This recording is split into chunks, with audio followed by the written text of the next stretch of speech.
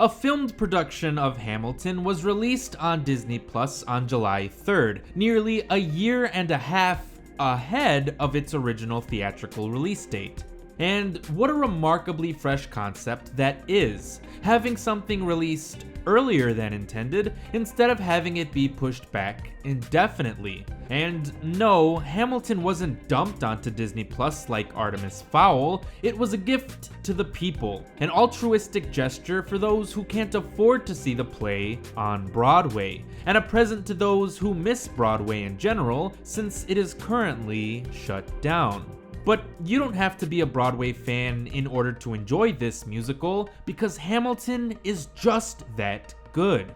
I hate to repeat everyone who has already said that Hamilton is amazing, but it really is. You can call the Disney Plus version whatever you want, a play, a movie, a filmed production, a piece of art, or anything, but the fact remains that this version of Hamilton is my favorite visual anything that I've seen all year. The story is fun, the staging and the choreography is astonishingly clever, the direction is brilliant, the actors are phenomenal, the tone is delightfully lighthearted, the dialogue is refreshingly modern, the live audience keeps the film energetic, the themes are powerful and timely, and the music is catchy and creative as hell. I've actually had the soundtrack blasting on repeat since July 4th. So if anyone was actually living with me, they would probably be sick of the music by now. But I just can't get enough of it. I love it so much.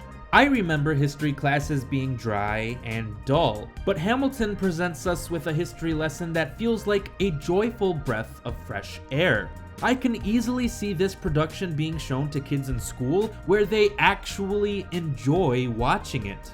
As someone who used to be in the high school drama club, I would have had a total blast trying to perform this play. However, I think it's important to know that Hamilton presents us with a romanticized version of history, which is probably intentional since this interpretation of Alexander Hamilton has a romanticized idea of what America could be. So I think all of the creative liberties that Lin-Manuel Miranda took from real history do work in favor for the story being told. But there does seem to be a disconnect between the world within Hamilton and the real world. Hamilton tells a rosy story about a rebellion that fought for freedom and injustice, and a mostly white and wealthy Broadway audience ate that shit up.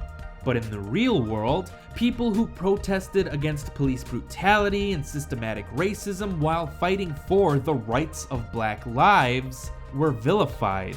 Why is that? Fighting for freedom and equality is what people root for, isn't it? So why do we want to celebrate an idealized version of history that romanticizes rebellion, but then we criticize real people in real life who want real change? We become scared and angry when protests turn into violent acts of civil unrest, but this very country and the freedoms that we have in it wouldn't exist if it weren't for those violent acts of civil unrest in the first place. The Boston Tea Party was an act of destroying property and goods, was it not? People who we idolize now, like Gandhi and Dr. Martin Luther King Jr., were at the time seen as threats who would cause civil disobedience, and they were thrown in jail for their peaceful protesting. Alexander Hamilton would have been branded a treasonous rebel and traitor, and likely would have been killed for being a war criminal if America had lost the war.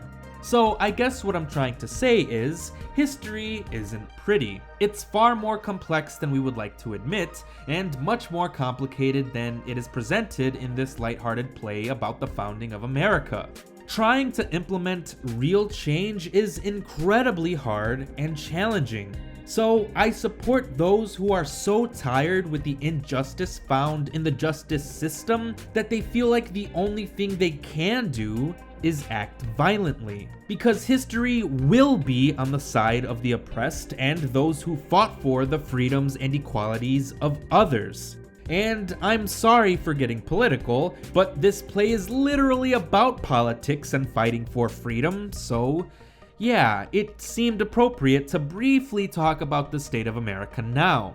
All men are created equal, so the voices of the minority deserve to be heard. So, getting back to the play itself, I was amazed to see how diverse this cast was. Having people of color portray the American founding fathers is a fun twist. If people of color are part of this country, then why shouldn't they be able to tell the story of those who founded it? And for anyone who is upset by the fact that the founding fathers weren't people of color, I have some news for you. They also didn't rap. Hamilton isn't a documentary. It's far more interesting than that. I did say that it takes plenty of creative liberties, didn't I? And those creative decisions help make for an inclusive and inspiring experience. Hamilton presents us with interpretations of historical figures that feel real. The people in this play are no longer just historical artifacts that are stuck in a textbook.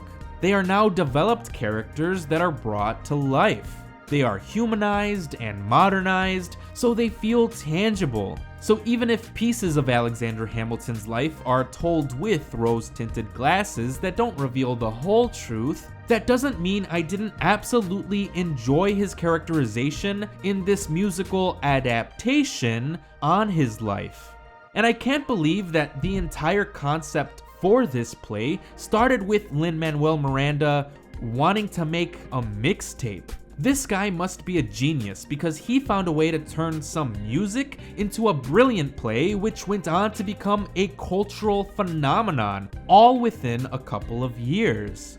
I can now see why people are excited for the release of In the Heights. And it'll be interesting to see how Hamilton fares if it's ever turned into a feature-length film.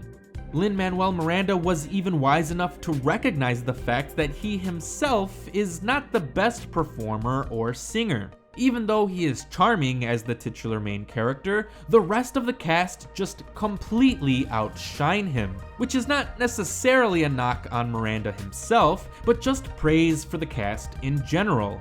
Daveed Diggs is my favorite performer here, as his presence is just wonderfully electric and playful. Renee Elise Goldsberry is the best singer in this cast, as her performance in Satisfied is a complete showstopper. And, of course, Leslie Odom Jr. is fantastic. The play is almost more about his character, Aaron Burr, than Alexander Hamilton himself. And Odom brings such nuance to a character who is cunning, yet wounded for always having to play second fiddle in Hamilton's accomplishments. Everyone else in the cast is wonderful as well. Everyone deserves to be commended here, especially Jonathan Groff, who is just delightful as King George III. I loved his presence and all of his glorious spittle. And since this production was shot on camera, you can enjoy getting all up close and personal with these performers. Instead of having one stationary camera that has a wide shot of the entire stage, there are multiple hidden cameras that capture various different angles. So you basically have the best seat in the house right in your own home. There are a couple of shots that do look a little awkward, but I guess that comes with filming live in front of an audience. But the editing for this filmed production is also a little fast, so even if there is an awkward angle, the film moves along right away. Sometimes a little too fast because there are a lot of cuts in this production. But the overall pacing of the film was great. This play does not feel like it is nearly 3 hours long. The time flies right on by. I honestly wish more plays were filmed with this cinematic style. Well-regarded plays can be immortalized for all of time to enjoy, and I would finally be able to watch the Book of Mormon with its original cast. I see that as a win-win, because even after 5 years since its Broadway debut, Hamilton still feels as stellar and as fresh and as relevant as ever. It is an earnest play that is so pleasantly clever and charming.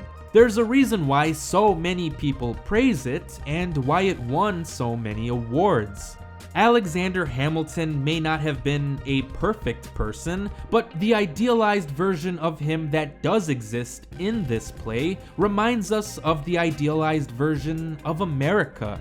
Even if that perfect vision of a united nation doesn't exist today, if it ever really existed at all, the hopefulness and optimism that is present in Hamilton reassures us that America can someday become the idealistic nation that we all want it to be. If an immigrant with no family and no money to his name can shape an entire nation with just his idealistic beliefs, then we can too. And on that note, I would likely give Hamilton 4.5 out of 5 stars. Thanks for watching.